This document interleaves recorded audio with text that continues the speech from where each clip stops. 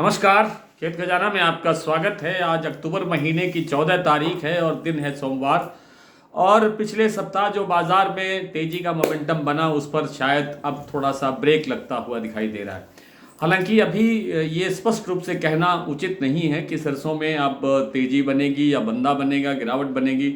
लेकिन जिस ढंग से आज नेफेड की बिक्री या शनिवार शुक्रवार को भी, पिछले 2-3 दिन पहले भी, दशहरे से पहले भी नेफेड ने जबरदस्त लेवल पर बिक्री की है, उस कारण से बाजार पर दबाव बना है और खास तौर पे प्लांटों की जो डिमांड है उसकी कहीं ना कहीं पूर्ति होती रही है। इस कारण से बाजार थोड़ा थोड़ा दबता हुआ दिखाई दे रहा है।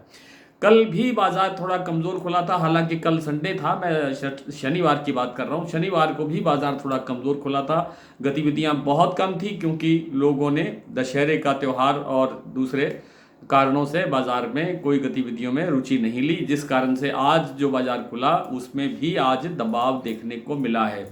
भरतपुर मंडी का भाव जहां आज 6480 रुपये खुला है, यानी 6500 से भी नीचे आ गया है बाजार।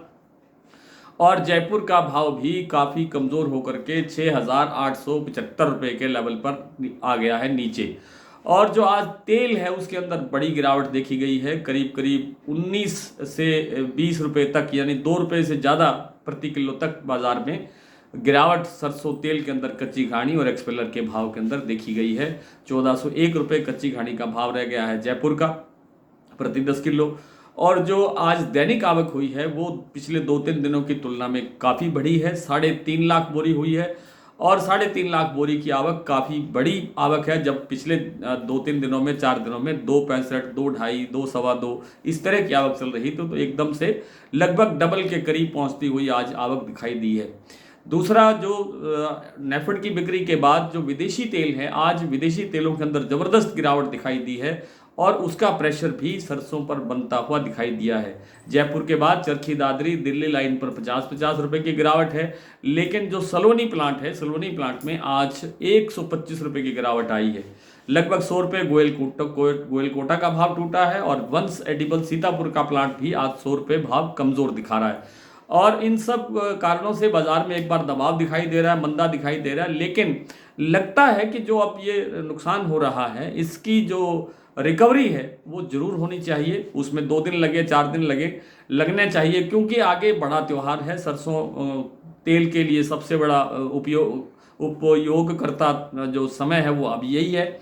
इसी समय में सबसे ज़्यादा तेल का खपत होती है और तेल की डिमांड ना बढ़े ये समझ से बाहर है। तेल की डिमांड अवश्य बढ़ेगी, अवश्य थोड़ा थोड़ा सुधार होगा। लेकिन अभी दिवाली के अंदर जैसे आप जानते हैं कि 18-20 दिन बाकी हैं, तो इन 20 दिनों के अंदर कुछ ना कुछ परिवर्तन और कुछ ना कुछ सुधार की संभावना जरूर बनती हुई दिखाई दे सकती है।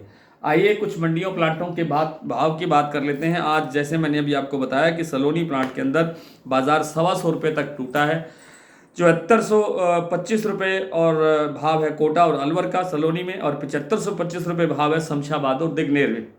वंश एडिबल्स का भाव है, वंश एडिबल सीतापुर 6900 रुपये, शारदा का भाव है 7000 रुपये, बीपी आगरा का भाव है 7050 रुपये और गोयल कोटा का भाव है 6700 रुपये। और जो भरतपुर मंडी का भाव मैंने आपको बताया 6480 रुपये, ये भाव सुबह खुला था, लेकिन अब इसके अंदर थोड़ी सी और गिरावट बताई जा रही है। ये भाव 6450 रुपये के आसपास इस समय बना हुआ है और इस भाव पर भी खरीदार नहीं है।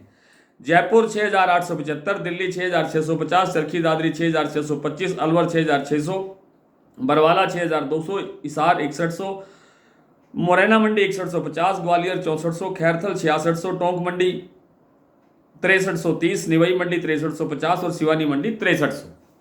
तो आज इतना ही, कल आपसे फिर मुलाकात होती है, तब तक के लिए नमस्कार।